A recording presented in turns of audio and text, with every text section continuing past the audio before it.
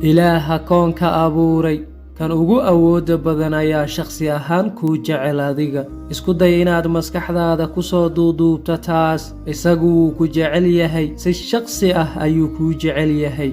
xitaa haddii aad noloshaada oo dhan ku qaadatay inaad ilaah ka cararto ama aad samaysay waxyaabo aad u xunxun, weli wuu ku jecel yahay oo wuxuu doonayaa inuu xiriir kula yeesho adiga. jacaylka ilaah waa midaan shuruud lahayn oo aan dhammaad lahayn. kitaabka quduuska wuxuu leeyahay ilaah wuu ku jecel yahay xaalad kasta oo ay noloshaada ku jirto. aayadahan ku jira kitaabka quduuska waxay ina xasuusinaysaa jacaylka yaabka leh, jacaylka xaddhaafka ah ee aan la joojin karin, iyo jacaylka aan shuruuda lahayn. korintiska 1 cutubka 13 aayadda 4 ilaa 7 waxay leedahay: jacaylku waa samir badan yahay waana raxiim. jacaylku ninna ma xasdo, jacaylku ma faano mana kibro. wax aan u ekayn ma falo, nafsadiisana wax uma doondoono, mana xanaaqo, sharna kuma fakiro. xaqdarrada kuma farxo, laakiin wuxuu ku farxaa runta.